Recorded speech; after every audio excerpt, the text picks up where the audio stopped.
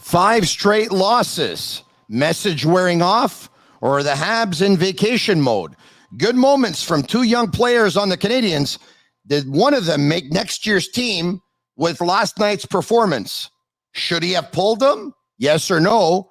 And who took the blame for last night's loss? We'll discuss all of it. Brunchin with Marinaro, the Sick Podcast, Stu Cowan of the Montreal Gazette and Hockey Inside Out. Coming up. Turn up your volume. Because you're about to listen to The Sick Podcast with Tony Marinaro. The sickest Montreal Canadiens podcast. And now a 24th Stanley Cup banner will hang from the rafters of the famous Forum in Montreal. The Canadiens win the Stanley Cup. Sports entertainment like no other. Brought to you by 8.6 Beer. Intense by nature. Marinaro, the Sick Podcast, Brunchin with Marinaro, brought to you once again by 8.6 Beer, Intense by Nature, the beer for those who follow their instinct and live their passions in order to make their mark. And on this Sunday, April 17, a message for all of our viewers and all of our listeners. There you go. Happy Easter from the Sick team. We bring in today's guest, a regular on Sundays for the most part, from the Montreal Gazette, Stu Cowan. Stu, good morning. Happy Easter. Same to you, Tony. How you doing, bud? I'm doing well. Doing really well. Weather's starting to get a little nicer, so feeling pretty good. All right. Before we talk about last night's game versus the Washington Capitals, of course, the Canadiens played on Friday versus the New York Islanders. I had a chance to discuss it in Carey Price's debut for the season. But I'd love to get your thoughts in general. Friday night, Carey Price, what did you think? Is there anything you took out of that game? He looked good. I mean, you can't blame him. The first goal is a 3-on-none. The second goal is a really good shot, and obviously the third goal was an empty netter. He's moving well in his crease, handling the puck so well behind the net. You almost forget how good Carey Price is handling the puck behind the net when you don't see him for so long. Yeah. But I thought it was a good first game for him. He only had one shot in the first 10 minutes. So I guess you could look at that as being either good or bad. Let him break in a little bit easy. But I thought he looked well. He looked good in practice for the previous couple of weeks. And he looked like he was ready to go and didn't seem to have any problems with the knee. And that's the main part, is he got through the game and he looked good at the end of it. He looked good at the start of it. So be interesting to see. I imagine he'll probably play most, if not all, of the games the rest of the way. And it'll be interesting to see how he plays and also how the knee holds up. It's funny you say that, because if we take a look at their schedule between now and the rest of the season, there's one back-to-back situation, right, which is going to be next week. So they play Minnesota on Tuesday at home here in Montreal. They play versus Philadelphia here in Montreal on Thursday. And then Saturday, they're in Ottawa. Last night, by the way, was the last Saturday regular season game at the Bell Center. Saturday of next week is going to be the last Saturday game of their season. They play at Ottawa. The next night, they host the Boston Bruins. A couple of nights later, they're at New York versus the Rangers. And then a couple of nights after that, they host the Florida Panthers. So I would imagine in the back-to-back at Ottawa and versus Boston, one of the two he's not going to play for sure, right? You would think so. I mean, Marty St. Louis had said that Carey will tell him when he wants to play and when he's ready to play. And maybe Carey might want to test it on a back-to-back night, but I doubt it. And the other thing I took away from the other night, Tony, is after the game and when Price's post-game news conference, Pat Hickey asked him a great question, just saying, why did a knee surgery that was only supposed to take 8 weeks originally to recover from take so long? And Carey is usually a man of very, very few words with the media. Usually you would get 5 or 6 word answer about that. But Carey was very open and honest, I thought, with his answer. And I wonder how much of that has to do with Chantal Machabie taking over communications for the Canadiens. And I thought his answer was really good. He basically said, most athletes who have this surgery aren't goalies. They don't do the same movements. They're not dropping that to their knees. They're not pushing side to side like he was. And he said as he was coming back, every time he was doing those movements, the knee would start to swell up again. And he also mentioned his age. He's going to turn 35 in August. He's not a young guy. So I thought Pat's question was fantastic. I thought Carey's answer was really good, and it made sense. He's not a young guy for a goalie's age. And there's a lot of wear and tear in that knee. And he said there was also some cartilage issue there. So that's what I'm saying. I think moving forward is how the knee's going to hold up. And the other thing I noticed when he came into the media room is he's lost a significant amount of weight. Not that Carey was ever overweight, but he was a big, strong guy, built almost like a football tight end. And that, I always used to think, it amazed me, a guy that big could be that flexible and be able to get up, go down to his knees and get up so quick. So losing a few pounds will definitely make it an easier on his knees as he moves forward. So that, those are the things I really took away from that game. A lot of people, Stu, are wondering about the future with Carey Price and the Montreal Canadiens. And you'd have to think, if you're another team and you're listening to Carey talk about the fact that it took so long for him to come back because of the nature of the position combined with his age, it's probably a scary proposition for a lot of teams saying, hey, you know what? What if this guy would suffer one more injury, or what if it flares up again? Now, having said that, we all know that if they would want to trade him, it would be a huge challenge to begin with anyway. He'll turn 35 in August. He'll have 4 more years left on a contract at $10.5 million, 3 of his last 4 regular seasons. He has not put up good numbers. He has not been in the top 40 or 45 in the league.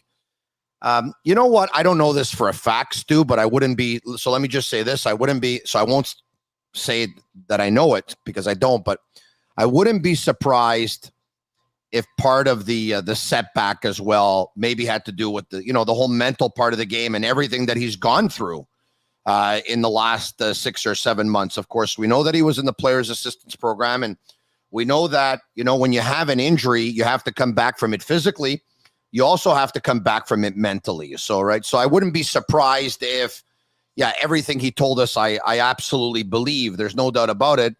But there may have been, 1 or 2 setbacks mentally where you're just not ready to come back mentally. I wouldn't be surprised if that was the case. But anyway, the good news is he was back.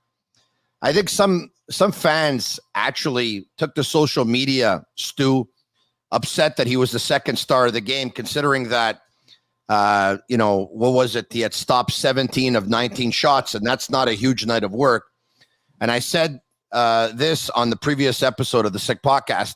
I think those fans were missing the point. I mean, Carey Price was named the second star, not because he had the second best performance on the night. He was named the second star because of everything that he was able to overcome. And the fact that he played when in a lost season, Stu, I will give him this for sure. A lot of players wouldn't come back. They would say, hey, you know what? I'll play next year. He could have easily said, you know what, guys, my knee's not 100%. There's no use risking it or whatever. He came back, and it was an opportunity for the fans who were chanting his name before the game even started to give him the ovation that he deserves for the perseverance in battling, the adversary, the adversity that he did. That was it, plain and simple. And as you mentioned, the mental part of the game, I mean, people focus on Carey's contract and how much money he makes. He makes a lot of money, but he's still a human being, right? And emotionally, he has said, his identity is goalie of the Montreal Canadiens. It's what he's been since he was a very young guy, and he's missed everything that comes with it. He talked about that after the game, about being in the locker room before the game and just the day-to-day routine of being an NHL player.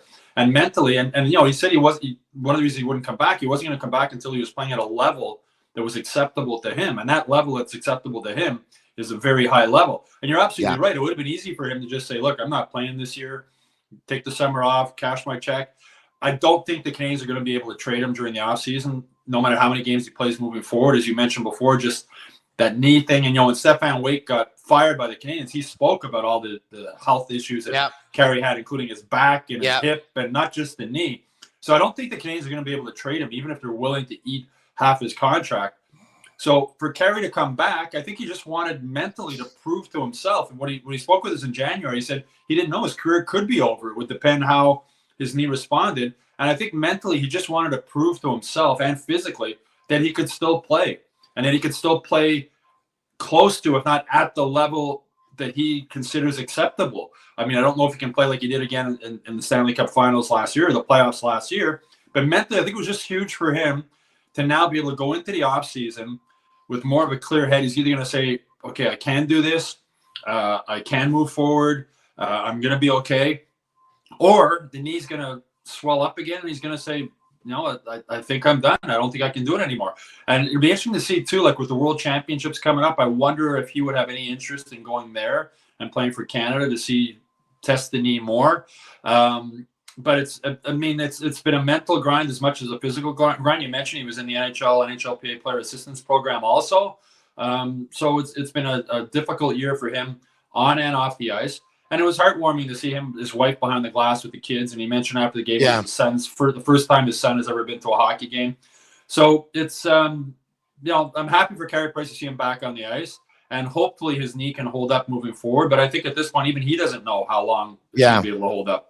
What a message that would be if he chooses to go to the World Hockey Championships, stands on his head, plays like the Carey Price of old instead of playing like an old Carey Price. I mean, that could be win-win for everyone, right? Well, Carey to regain his confidence and for the rest of the league to take notice that Carey Price can still play. Yeah, and I don't think there's any doubt Ken Hughes would obviously like to move Carey in his contract if he could. And as much as Carey said in January when he spoke with us, he got that no movement clause in his contract because he wanted to stay in Montreal. But I think he also wants to win a Stanley Cup, which is the one thing he's missing. And I don't think the Canadians are close to being able to win a Stanley Cup for the remainder of his 4 years on his contract. So, I believe that he would probably like to move on. I know the Canadians would like to move on from that contract. But at this point, if he comes back next season and plays really well, and at the trade deadline or close to the trade deadline next season, a team with hopes of winning the Stanley Cup then might reach out to him with one less year remaining on that contract. And again, maybe the Canadians eating half of it. But at this point, I think Carey Price will be back as the Canadians goalie to start next season.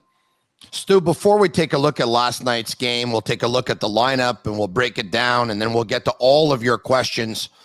I want to talk about Brendan Gallagher for a second. It's just a very, very quick comment, okay? Brendan loves Montreal. We all know that. At no point do I see him saying, I want out of Montreal. Let's put the cards on the table here. You just said it. The Canadians are far away from a Stanley Cup. They're trying to build something so they can be a very competitive team with a real good shot of being a contender for years to come. We're still a ways from that, all right, okay? At the very minimum, you would think 2 to 3 years at the very minimum, okay? Very minimum, yeah. So let's put the cards on the table here. Carey Price, Jeff Petrie, Brendan Gallagher, they've never won a Stanley Cup. Carey Price, Jeff Petrie, Brendan Gallagher would be awesome if they could win a Stanley Cup. They all make a lot of money. They all have a lot of term, and the Canadians want to cut as much salary as they can. I mean, for the good of everyone involved, it's in everyone's best interest if the Canadians can move on from these players. Exactly. And Gallagher has spoken a few times about how he plays for one reason. He plays to win. And, he's reluctant, I guess is the word, about like going through a rebuild. But, the way Gallagher's been playing and struggling in that contract, he's going to be hard to move, just like Carey Price. I think I'd be surprised if Petrie isn't moved in the offseason. Hughes has kept saying he's not going to trade him unless he gets a deal that works for both teams. He'll move but him. I think during the offseason, Kent Hughes is going to take the best offer he gets for Jeff Petrie, because I don't think it does anybody good. He doesn't want to be here. His wife doesn't want to be here. I don't think when you have a young rebuilding team, I don't think you want that atmosphere in the locker room. As much as Jeff Petrie can be a pro and go about doing his job, you don't want a guy here who doesn't want to be here when you're going through a rebuild. So I think he'll sell low, but even if they get not much for Petrie, let's say they get like a 3rd round pick or something for him, you're also freeing up $6.5 million or whatever it is in salary cap space, which is a big thing also. So I think Petrie will be gone before the start of next season. Gallagher, if the Canadians need a chunk of his contract, maybe they can move him. It can't work out between Gallagher and Marty St. Louis also. And besides the fact, the contract and the money, the term and the money, it can't work out. It's very simple why, okay? Marty St. Louis wants to have a team that has the puck, keeps the puck, and when they play it, they think fast, they play it fast, all that stuff. Brendan Gallagher's not a puck possession player. No. He's not. He takes the puck, he chips it forward, he tries to get to it, and all that stuff. He gives away the puck to try and get the puck back because, with all due respect to him, he doesn't have great stick handling ability. He doesn't hold on to the puck great either. He's easier to bump off the puck than most players. He's not a big guy. He is strong, but he's not a big guy. it can't work out with him and the coach either, Stu. It just can't. Well, and the coach, St. Louis, has been trying to teach him a different way to play. He's spoken about it. Gallagher's spoken about it, about not just always going hard to the net, trying to find open spaces elsewhere. But, you mentioned about Gallagher's stick handling. He's the first guy to admit he's not in the NHL because of his skills. He's in the NHL because of his effort and his determination and his ability to go to the dirty areas in front of the net. And in Brendan's defense, for 3 years, along with Danault and Tatar, they were one of the best, if not the best, 5-on-5 lines in the NHL. Gallagher loses his 2 line mates. He's coming off a groin injury from the Stanley Cup Finals last year. They didn't have all summer to recover. And I'm not ready to give up on Brendan Gallagher. I don't think he can be a 30-goal scorer again, but I think he can be a 20-goal scorer again. But he needs to have the right line mates playing with him. Yeah. Having said that, I wonder if the LA Kings would have interest in him, reuniting him with Philippe Danault. Look at the season Danault's having this year in LA. But for Gallagher, you're right. I mean, it's not the style of game that St. Louis wants to play. Gallagher's been playing the same style since he was a little boy. If you go on YouTube and search up Gallagher and Brick Tournament, you'll see a video of him from when he was like 10 years old playing that Brick Tournament. He's the same player, crashing the net. And don't forget the Los Angeles Kings. They pay for leadership. It goes a long way. They got Dustin Brown, who's like 36 or 37. He'll retire this year. He too was making a lot of money. That frees up a lot of money. That also means they need a veteran. I get it. Dustin Brown won Stanley Cups. Brendan Gallagher didn't, but he was 3 wins shy of winning one. You can reunite him with Philippe Danault, who, by the way, scored his number 24 of the season last night. Isn't that something? This guy's going to hit 25 by the time the season is up, and maybe even more. I think it's pretty awesome. All right, okay. And Marc Bergevin, who is Brendan Gallagher, might be his biggest fan, is also. Yeah, you're absolutely right about that. Let's take a look at the lineup last night. All right, Suzuki with Anderson on his right and Caulfield on his left. Evans was in between Armia on his right and Rem Pitlick on his left. Dvorak with Brendan Gallagher on his right and Mike Hoffman on his left. And Paling with Tyler Pitlick on his right and Pezzetta on his left. Romanov, Savard, Edmondson, Petrie, Schuneman, Weidman with Montembeault in goal and Carey Price backing him up. I'm going to try and do this as quickly as I can. In period number 1, there was a pass that went to Orlov. It was redirected by Dowd. Romanov wasn't able to get in front of him or tie him up. It's 1-0 for the Washington Capitals. The Canadians thought they had tied it up when Rem Pitlick scored a power play goal. Mind you, it looked like Pitlick knew all along that it was going to be disallowed because of a distinct kicking motion, and he intentionally kicked it in. So period number 1 ends. The Washington Capitals are up by a score of 1-0. Dvorak with a back pass in period number 2 to Jake Evans down the right wing. His rocket ties the game at 1.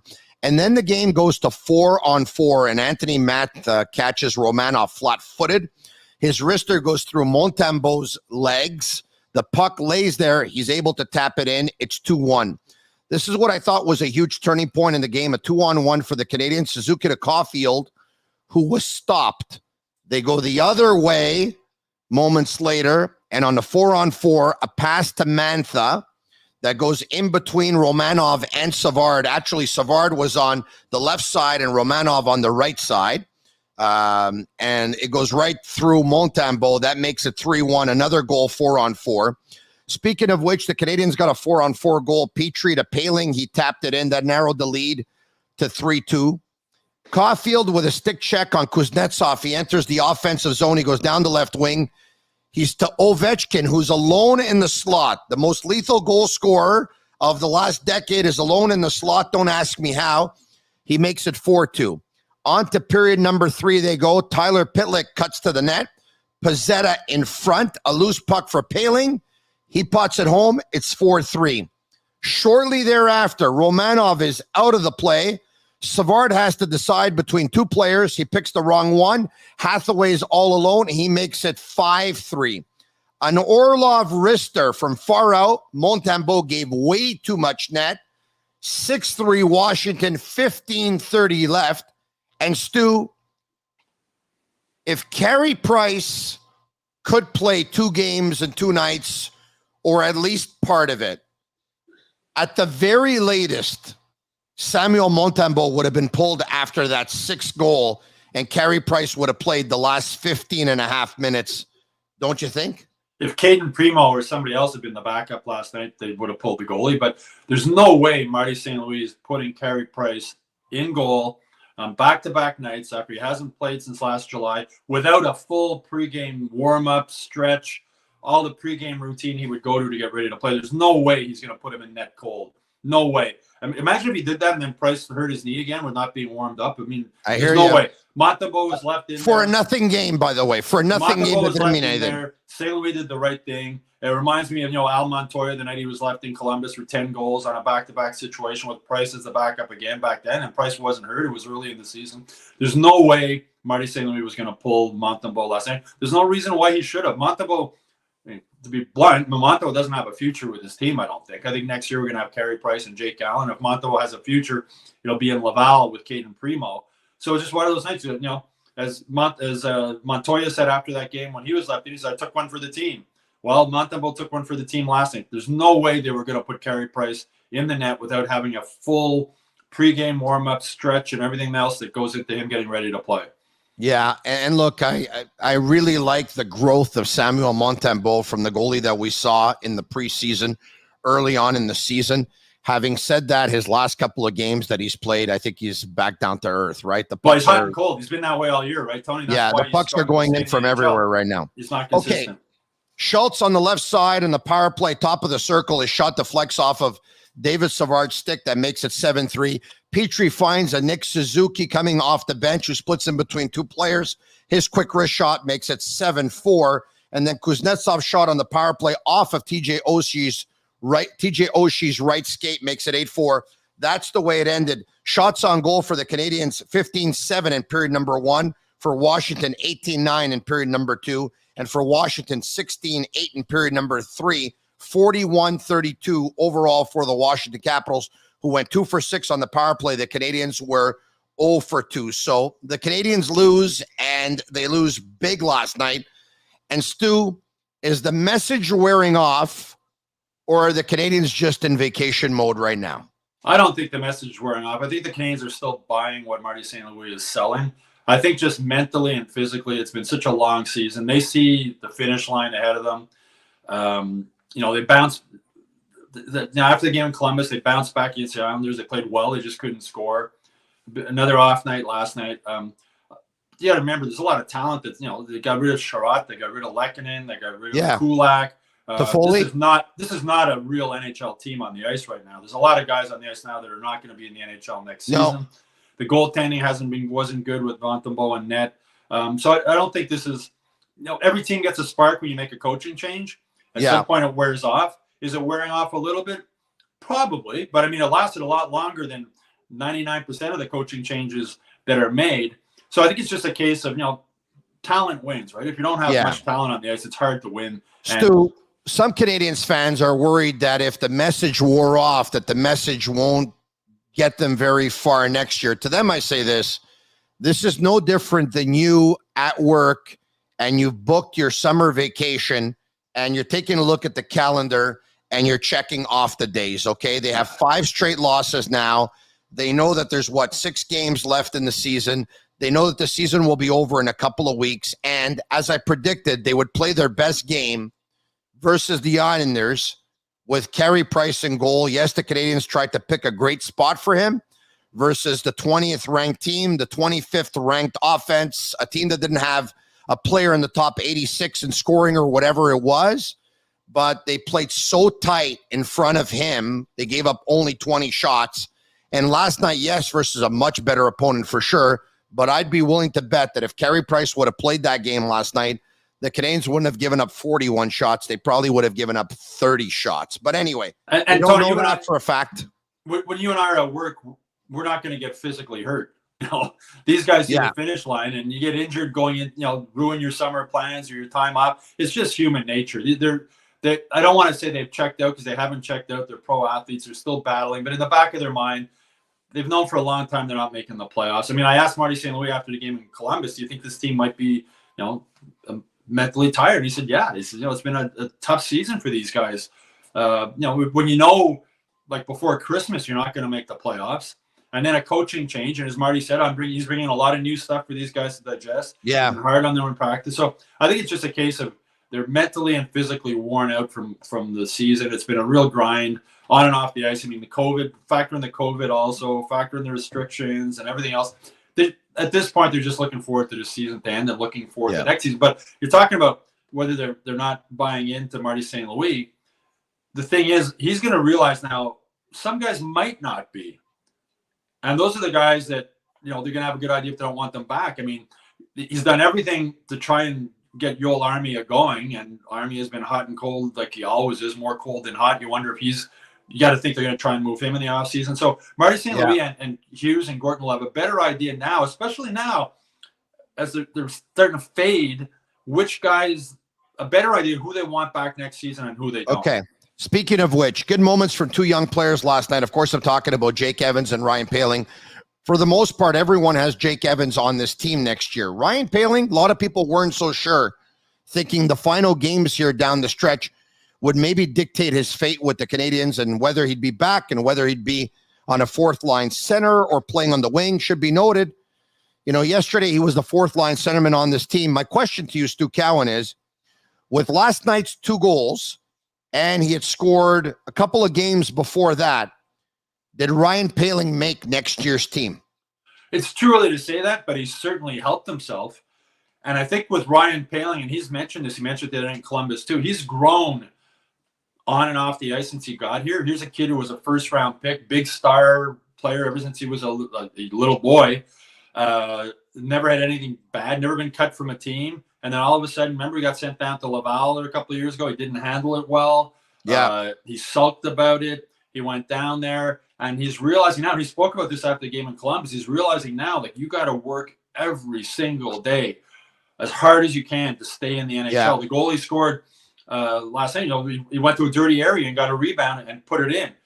And St. Louis talked about this after the game. I think it was before the game in Columbus, and he said, I asked him, what's the best advice you have for all these young guys trying to get at the NHL? And he basically said, you got to realize how hard it is to get here and how much harder it is to stick. And he says, guys get to the NHL, they realize it's really hard. Then they get sent down to the AHL and they go, wow, it's really hard down here too. There's a lot of good hockey players down here also fighting for those jobs. And I think Ryan Poehling has realized that now. He's realized that even though he's a first-round pick, there's no guarantee he has a future, never mind with the Canadiens, but in the NHL. And I think we're seeing that. I just think the work ethic is better than it was. The determination level, I think, is better than it was. And he understands now that playing in the NHL isn't a given. It's something you got to work for every day on and off the ice. And I think he's realized that. So did he make the team next season? It's too early to say that, but he certainly helped his case. And again, after the game in Columbus, he was asked about the goals for the end of the season. And he said, guys' careers can be made or broken in eight games. And which I think it's 7 left now or 6 or whatever. Yeah. It's the same for that. I mean, he's got the rest of the season to continue to prove to St. Louis and Gorton and Hughes that, he deserves to be back here, but I don't think that decision will be made until training camp next year. But he has an opportunity right now to help himself without a doubt. We're going to hear from Marty St. Louis between now and the end of the show. What I can tell you is you can follow us on all social media platforms, Facebook, Twitter, Instagram at The Sick Podcast, and subscribe to our YouTube channel. It's absolutely for free. If you love The Sick Podcast, comment SICK, SICK. That's all you have to do, and we'll feel the love. All right, okay. Why don't we try and get to as many questions as we can? Let's do so right now. MJV, we haven't talked much about Drouin, another lost season for him. Do you think he played his last game for the Canadiens? No, I do not. I do believe he will be traded before next year's deadline. Stu? Totally agree. No, I mean, nobody wants him right now. He's another wrist surgery. He's now he's had surgery on both wrists. Hasn't played much this season. In his defense, he was one of the few players who looked good at the beginning of the season. He was putting up points. And so, but no, I mean, you're right. I mean, he's going to be back. He's going to play next season. And the Canadiens, I'm sure at the trade deadline or at some point next season, will try and deal him. But he doesn't have a future with the Canadiens beyond next season. That's for sure. We agree. Next. Brian Strobel. Hello, guys. Montreal power play has been at the bottom of the league consistently. Do you think they'll give Burroughs another chance next year or let Marty St. Louis pick someone in the offseason? I believe Marty St. Louis will bring in someone in the offseason. And at that point, if someone is going to have to relinquish their role or lose their role, I think they like Alex Burrows but I think he's the one who's the most likely to lose his spot on the bench should Marty St. Louis bring someone in. So I believe Burrows will remain in the organization in some capacity. I kind of see him more in player development, to tell you the truth, but I do think that Marty St. Louis will bring in somebody. Stu? I agree. I mean, Burrows was rushed into that position, right? When they got rid of Muller and Ducharme last season, they had to bring somebody else up as an assistant, and they brought him up. He had no NHL coaching experience behind the bench, and same with Marty St. Louis. But I agree. I think Letowski and Luke Richardson, unless Luke Richardson's offered a head coaching job somewhere else, will definitely be back next season. But I think St. Louis is going to want to find his own guy as a fourth guy behind the bench, and with the responsibility of trying to get the power play fixed. Not that he can't do it, because he showed us last year in the playoffs versus Vegas that he definitely can. My gut just tells me that Luke Richardson will not be a coach in the National Hockey League, but if it's what he wants, I hope for him that he gets it. Next question. Who is the winger of the future on the first line with Nick and Cole? Stu? It's a good question. I mean, Marty St. Louis has been juggling guys in and out there. He obviously would like Josh Anderson to step up and fill that role. Whether he can or not, I don't know. It could be the guy for the future, could be coming out of this year's draft. The other interesting thing has been... If it's Slafkovsky, yes. If it's Slafkovsky, yes. And there's been some talk on social media. Alex Lafrenière was made a healthy scratch the other night by the Rangers. Would the Canadiens have any interest in him? Imagine those three guys together, him with Suzuki and Caulfield. I'm not saying that would happen, but I think at this point, Josh Anderson's probably the best bet. Marty St. Louis giving him every opportunity to show that he can perform with those guys on a consistent basis. But future-wise, it could be someone who comes out of this year's draft or a trade during the offseason also. I mean, Ken Hughes has said he has all these draft picks. He might use them all to draft players, or he might package some of them and make a trade. So at this point, Josh Anderson would be the most likely candidate, but there could be others also. Yeah, for those who are just joining us and saying, well, what are you guys talking about, Lafrenière? Well, there's this thing out there that, would the Rangers trade Alexis Lafrenière to the Canadiens' first-round pick, whether the Canadiens have the first pick overall or the second pick overall or the third pick overall? As it stands right now, the Canadiens are second last in the National Hockey League, a couple of points up on Arizona, who has a game in hand. If they win it, the Canadiens are last overall, which would give them a higher probability of getting the first pick overall in the draft. Would you make that trade? Listen, if you're going to be at the NHL draft in Montreal this summer and they say there's a trade to announce, if the Canadiens trade their first round pick, it'll most likely be for Alexis Lafrenière if the Rangers are all in on that one. He was a scratch a couple of games ago, but he did bounce back with a couple of goals. He was like a unanimous, no doubt about it, number one overall pick the year he was drafted. This year, there's some, right, sort of is, but there's some talk that he might not be. But with Lafrenière, you got to realize, a young guy, 2 years of NHL experience. I would definitely, I'd think about making that trade if I was the Canadiens. I really would. Wow. Could you imagine trying to get the buzz back in Montreal? You'd get the buzz back for sure. Yeah. Yeah. Mind you, if Shane Wright, you would need a crystal ball, right? Because if Shane Wright becomes the number one centerman, if he becomes the number one centerman in the National Hockey League, you cannot make that deal. Let's just say they have the number one pick. If he becomes the number one centerman in the National Hockey League, you can't make that deal. If he doesn't, well, then you can. Or then again, if you don't have the number one pick and you draft Slafkovsky, who's going to have a better career between Lafrenière and Slafkovsky? Slafkovsky looked really, really good at the Olympics, and he's a big package of size as well and reach and a great shot. I'm happy I'm not paid to make that decision, but... Well, Hughes' philosophy too, Tony, some of the previous trades he's made, rather than taking a second-round pick, the Toffoli trade, for example, he's taken a guy that was selected in the second round a couple of years earlier because they have that 2 years of progression already under their belt.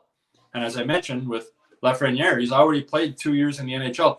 For anybody, unless you're Connor McDavid or Mary Lemieux or Sidney Crosby, making the jump to the NHL as an 18-year-old is like crazy tough. And Lafrenière was 18 years old, went directly to the NHL. It's really, really hard. So no, he was a healthy. Is he a bust because at 20 years old he was? Of course not. He's still the player that he was in junior. Yeah. I mean, he could still be playing junior, right?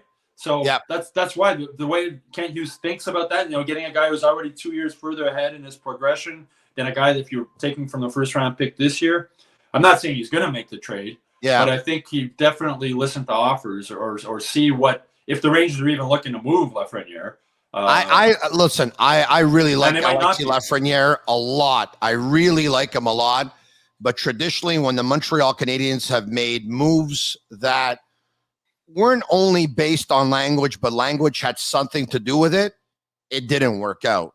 But Louis LeBlanc over Chris Kreider did not work out. Trading Jonathan Drouin for Mikhail Sergachev did not work out. I think they're going to have to keep that in mind. But Tony, even if Lafrenière wasn't a francophone from Quebec, if his name was Joe Smith and he had been that highly rated prospect as the number one pick. Oh, yes, for sure. Available, there would still be. So, I mean, there's no doubt the language factor would come into it as far as, as you said, imagine at the Bell Center, if they announce, Alex Lafrenière is now a member of the Canes, the place would go nuts. But not only would it go nuts, too, if I can add, they wouldn't have a problem selling tickets. No, but again, this player, some players, I mean, Jonathan Drouin, Canadiens acquired Jonathan Drouin because he was a francophone. I mean, that played a huge role into it, no doubt about it. They wanted to try and get a francophone star in here. You look at the moves they made last offseason when they brought in Savard and these guys because they had played the first game ever without a francophone in the lineup and all hell broke out. So, there's no doubt if they were going after Lafrenière, the language factor would make it even more appealing. But Lafrenière, whether he's English, French, Russian, whatever, was a hell of a prospect when he was going into the draft. And again, he's only 20 or he might have turned 21, but he's still a young guy. Yeah. There's another couple of examples, by the way. Paquette and Perreault, they were brought in because they're Quebecers and it didn't work out. Now, listen, you don't have to text me. Alexis Lafrenière is cut from a different cloth. He's a potential superstar in the National Hockey League. He's still very, very young. And it's definitely something to consider. There's no doubt about it, especially when you're hosting the draft and you really want to make an amazing splash. It definitely is something to consider. And you bring him out on the stage with Caulfield and Suzuki. That would be amazing. Think about it. All right, okay. Ryan, if Price wasn't going to relieve Montembeault during last night's game, should he have even been the backup? That's a great question, and probably not. No, I mean, they should have. Although the roster movement and that, like, it means you're bringing Primo back up again or whatever, that probably played into it also with roster moves and salary cap and everything else. So that, I imagine that played into it. But yeah, I mean, there's no way they were going to put Carey Price in last night. So he was an emergency backup last night. In case of an emergency, he was going to go in. But Montembeault giving up, 4, 5, 6, 7, 8 for the Canadiens was not an emergency, right? Well, I'm sure. I would imagine Marty St. Louis is such a good communicator. I imagine at some point after the second period, whatever, he basically told, look, you got to suck this one up for the team. We're not going to pull you. You're going to be, you're in there for the whole night. All right, back to the questions. AG, do you think the Habs should move Paling to the wing like Higgins? Look, you're asking me this question after he scored a couple of goals playing center last night, but I will say this. I've always had my doubts that Ryan Paling could be a better centerman than a winger. Doesn't mean I'm right. I just really like when he cuts to the outside, puts the shoulder down, moves his arm out, and cuts to the net. So I wouldn't be surprised if he ends up being a winger. But the Canadiens haven't played him on the wing here. They're playing him at center. So obviously, I think they still see him as a centerman. Yeah, I mean, he's got more Josh Anderson to him than he has Nick Suzuki, right? As you're saying, a big guy who can go to the net hard. And that's what I think. Less defensive responsibilities, obviously, as a centerman. So I would think his future would probably be better as a winger. But as you said, they're playing him at center now. And again, they're playing at center now probably to make the decision. Can he play center, or should we look at moving this guy to the wing if we keep him? Yeah, you're right about that, because they could end up acquiring a fourth-line centerman and then just end up putting him on the wing. All right, more questions. Let's go. Josh Gerber with Caulfield. Will Caulfield hit 22 goals? Not that it's related, but it would be a nice tribute for the late Mike Bossy. 22 goals. He has, 18? Will he score 4 in the next 6? Possible, but unlikely, I would say. Yeah, I'm going to go with this. He'll hit 20 for sure. Next. Yeah. Darcy Barnes. Do you see Dvorak having a long-term future with the Habs? I see Marty St. Louis working with him going forward and giving him an opportunity with a fresh start next season when Dvorak is healthy. We'll go from there. Next. Stu, you want to add something? No, I was just going to say it's been night and day difference with Dvorak since St. Louis took over. And also, Dvorak was injured too. He had that neck injury. He was out for a long time. He's come back. He's, as St. Louis said, he's back in game shape now, and he's looked really good the last little while. Why would the Kings replace one bad contract, Brown, with another one in Galley? Well, the guy who gave him the contracts in Los Angeles, he probably doesn't think it's a bad contract. He probably thinks it's a contract that a player deserves, and maybe a change of scenery will do him good. Also, because there's chemistry there with Philip Deneau. Also, because Los Angeles would be different than Montreal. Different city, different culture, different team, blah, blah, blah, blah, blah. There's always a coach in the National Hockey League who will always think that he can get a player going. And there's always an organization in the National Hockey League who will pay leadership at a premium. I'm not saying they will.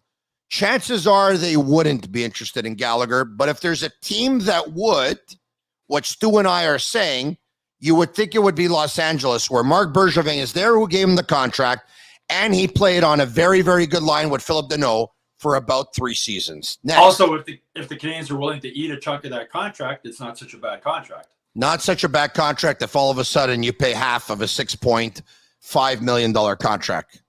And the thing with Brendan Gallagher, you know you're going to get 100% effort every single time he's on the ice.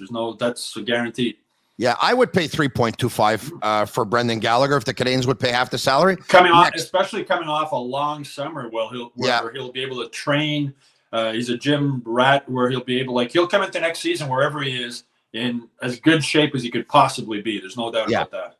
All right, where are we going here? Andy, Buona Pasqua, which means Happy Easter, Stu in Italian. Is the Habs prospect Riley Kidney a hidden gem in the organization, and will he be signed to a contract in the next few weeks?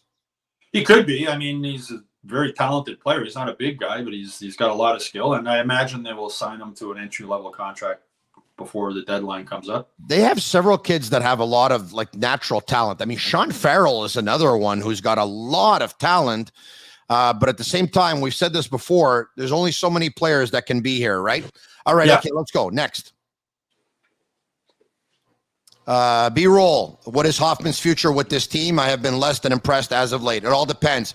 If they want to rebuild and retransform, he'll still be here because he's a defensive liability. But ultimately, I don't think Mike Hoffman is Marty St. Louis kind of player in terms of the culture that he wants to build here.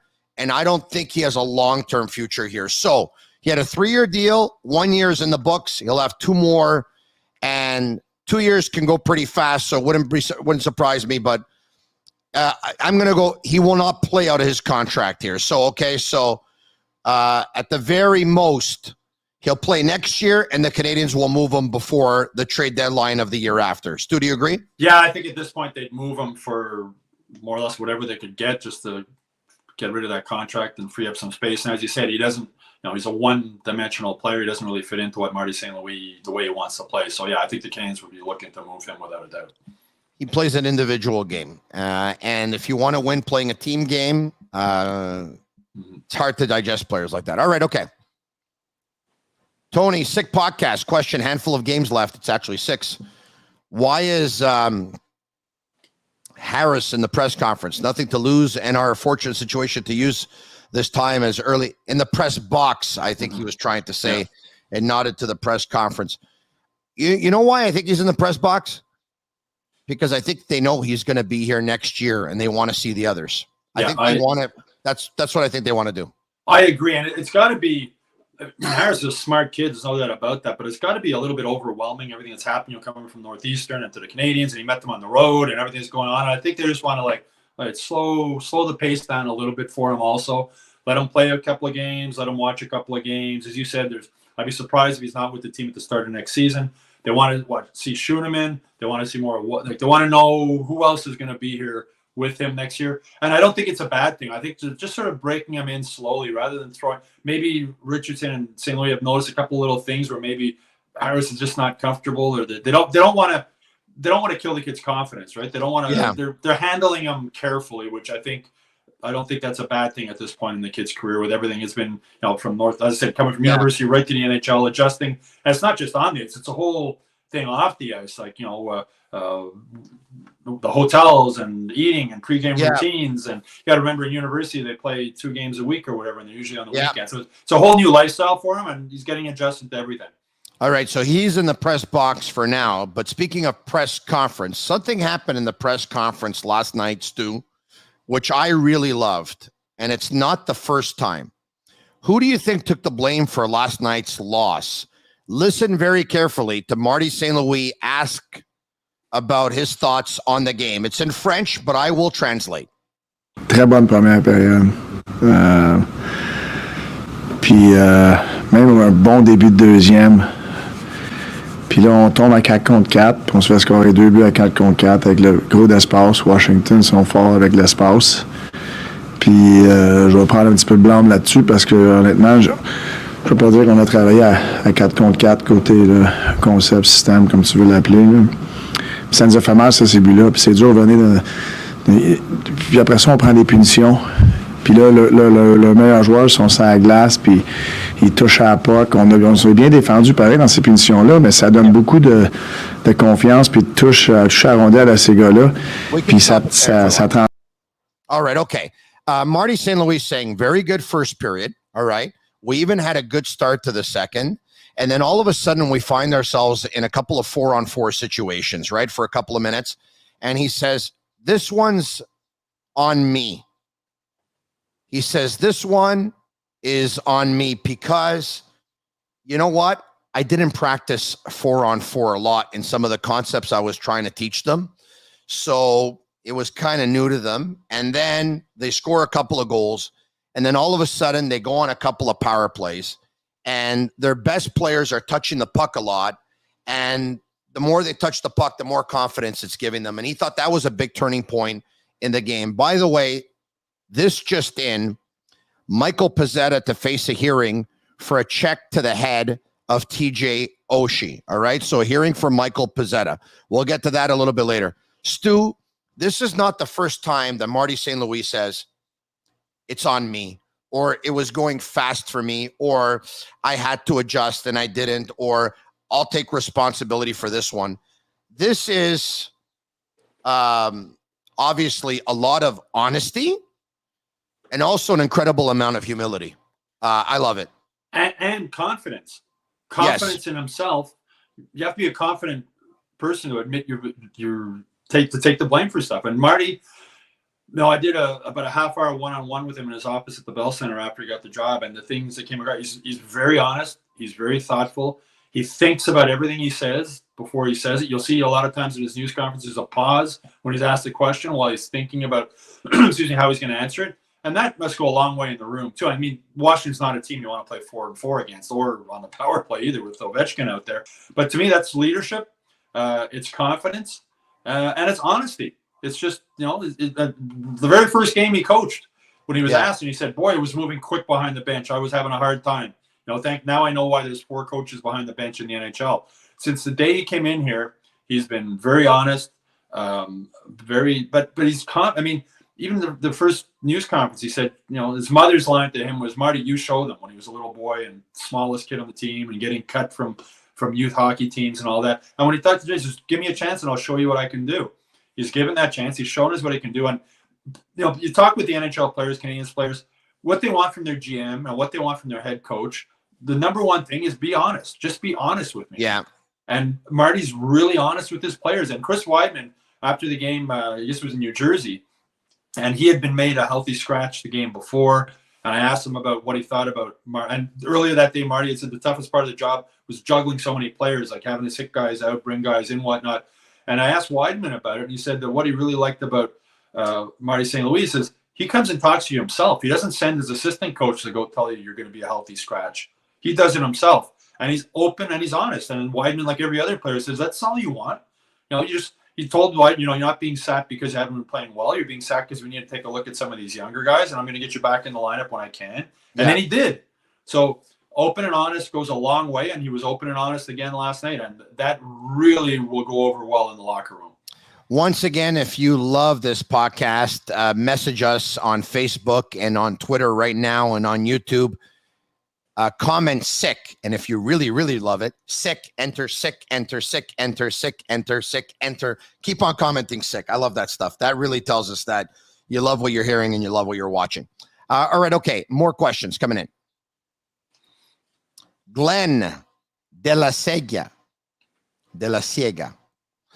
Good morning, guys. With the upcoming draft, do you think Montreal will make a big move with the draft being in Montreal? Also, do you think Arizona can win a game so Montreal has a chance at the first pick? Well, Montreal will still have a chance at the first pick, even if they finish with more points than Arizona. I take a look at the Canadian schedule the rest of the way. They host Minnie, Philly, Boston, and Florida. They're at Ottawa and at the New York Rangers. How many starts for Carey Price and how many wins out of those 6 games, Stu? That'll give us a pretty good idea. Yeah, it's going to be... They host Minnesota next game. I'm sorry? They host Minnesota next game. Yeah, I'll say tough loss. game. That's going to be a tough game. Marc-Andre Fleury in net, and yeah, Minnesota's a good team gearing up for the playoffs. They host Philly the game after that. I say win. Yeah, there's a good chance they'll beat Philly. Yeah, Philly's has their own issues. They're at Ottawa on Saturday. That could be a win. That'll be Ottawa Montreal's always a battle. The Canes with Price and net, they have a chance to win that. Versus Boston the next night. Boston.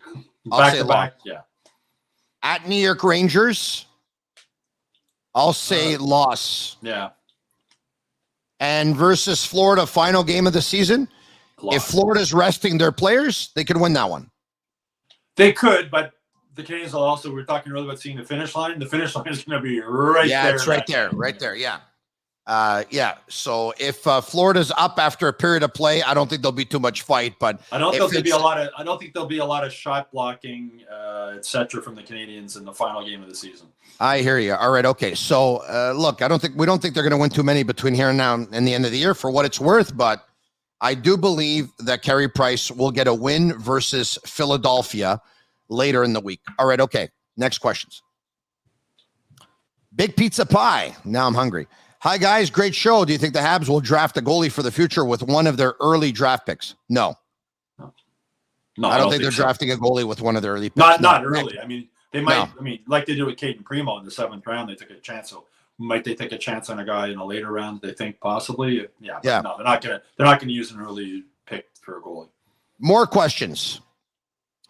LJ Lafleur, Tony and Stu, out of Petrie, Gallagher, or Price, which of the 3 has a better chance of being traded first? Petrie. Yeah, without a doubt. We spoke to that earlier. As I said, I think Kent Hughes is going to take whatever the best offer he gets in December for Petrie, he's going to take it. Next. Mike Garrow, happy Easter, Tony and Stu. Who do you think will take the captain should be captain role next season? Do you think that they will bring in someone who will become the captain? I believe the captain is going to be Joel Edmondson. I can see that, and I've thought that, but the more I talk to some people, and the more I hear, I think they're going to name Nick Suzuki the captain. I think they're just going to go ahead and do it. I think they think that he's ready on and off the ice, and I don't think they're going to delay it now. Right now, I think they're going to name Nick Suzuki captain next season.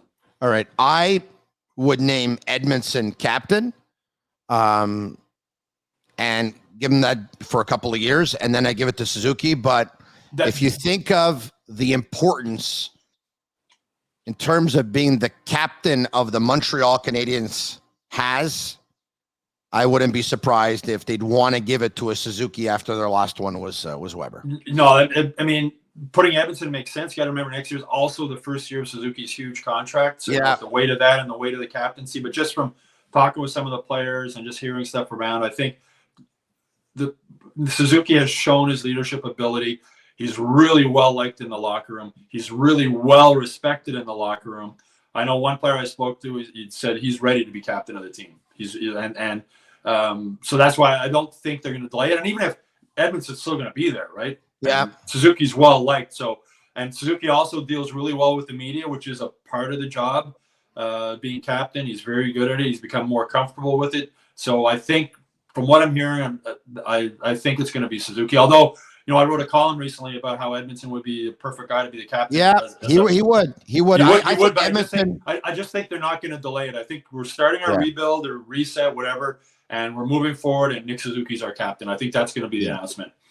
Yeah, I think Edmondson talks like a captain. I also think Brendan Gallagher talks like a captain. But Edmondson would be my pick. But I wouldn't be surprised if Suzuki will be the Canadiens' pick. Next.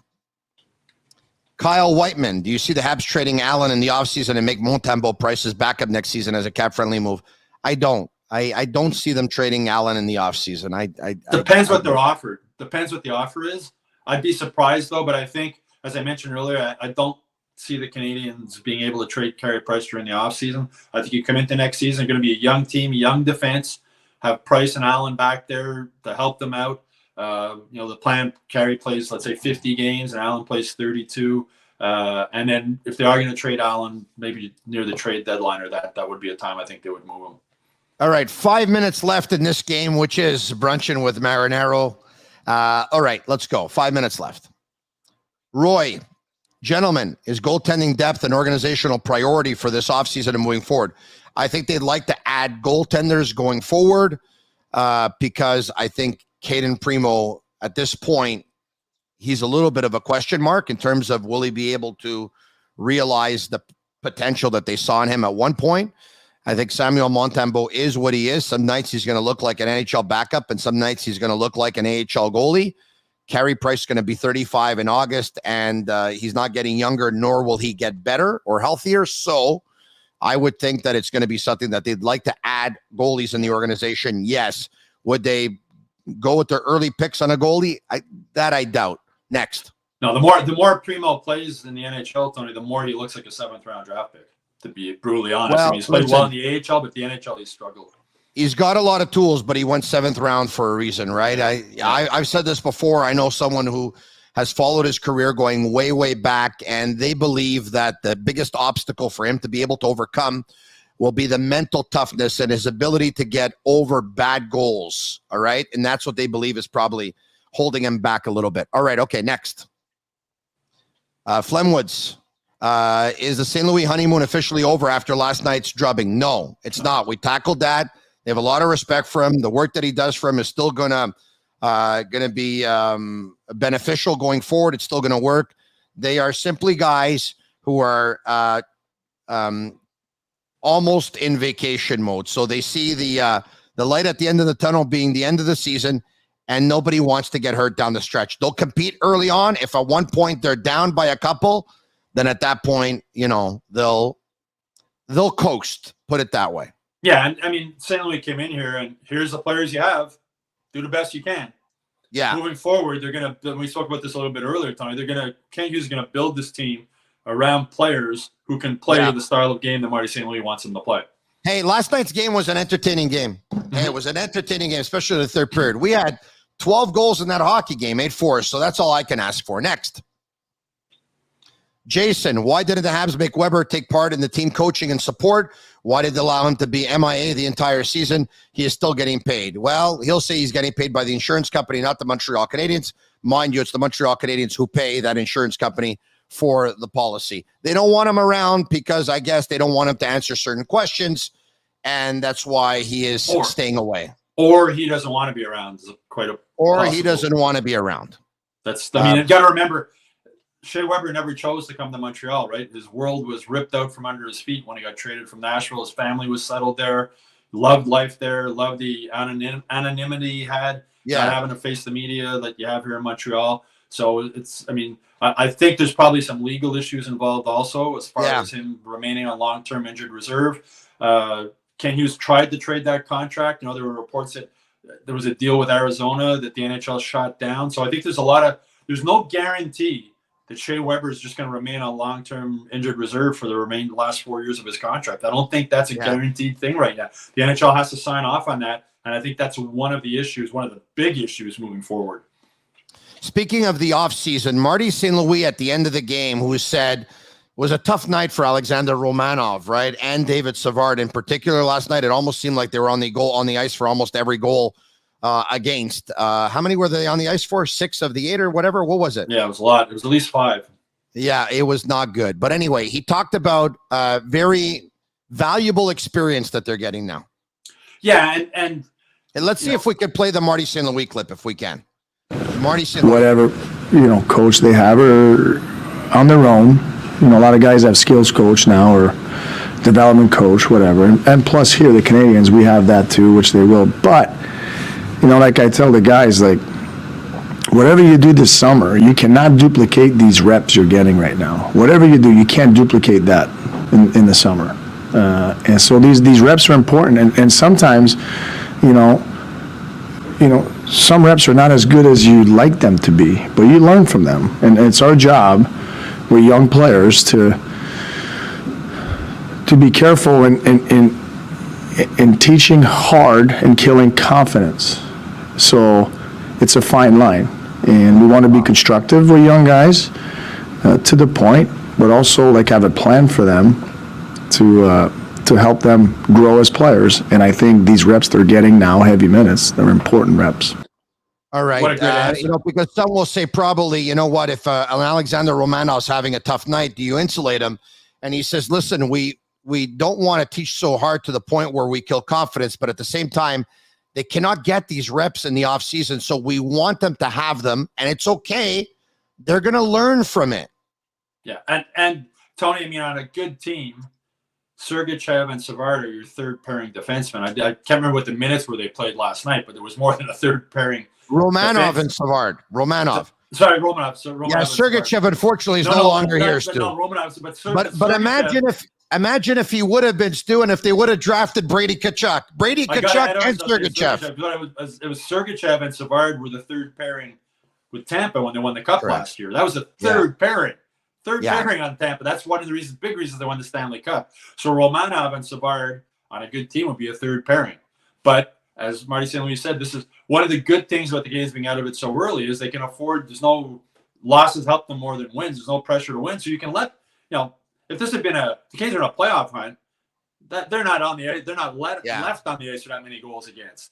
But so it's a learning experience, and as Marty St. Louis said, you learn from mistakes as much as you learn from doing, or even more so than doing things right. But again, that pairing is not a top four pairing in the NHL at this point. Brunchin with Marinaro. This hockey game is over for now, Stu. One more question to CSL. One more, and here we go. Josh, after now watching him play, what's your honest opinion on Jordan Harris, future 1-2 defenseman, or should he slot in? It'll all play itself out at camp, all right? It'll all play itself out at camp. But Stu and I believe that Jordan Harris will be on the team next year. And way too early to speculate on that. But Jordan Harris is the modern NHL defenseman. He can skate, he can move the puck. What's really impressed me is how confident he is with the puck. He's not afraid to try things. He's not afraid to pinch in. Beautiful. Today's NHL is all about skating, man. If you can't skate, you can't play. He can skate. He can move the puck. He looks confident with the puck. He's a smart kid. So, I'd be surprised if he's not like a top pairing defenseman in the future. It's not going to be next season, but there's certainly a lot to like about this kid. He's a smart kid too. I think he's got leadership qualities. Obviously, he was captain at Northeastern. So it's way too early right now, but he has the potential, without a doubt, to be a top pairing defenseman, I think, in the NHL. Share this video with all your friends on all social media platforms. Sharing is caring. Comment sick if you really love the podcast. Dan says, let's give this one a thumbs up, everyone. Thank you very much, Dan. Everyone can comment sick if you love it.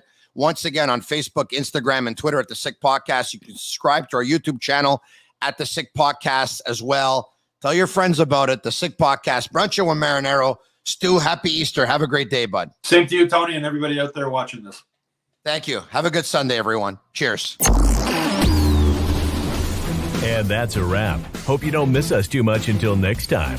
Follow The Sick Podcast with Tony Marinaro on YouTube, Instagram, Facebook, Google Play, and Apple Podcasts. The Sick Podcast is brought to you by 8.6, Intense by Nature.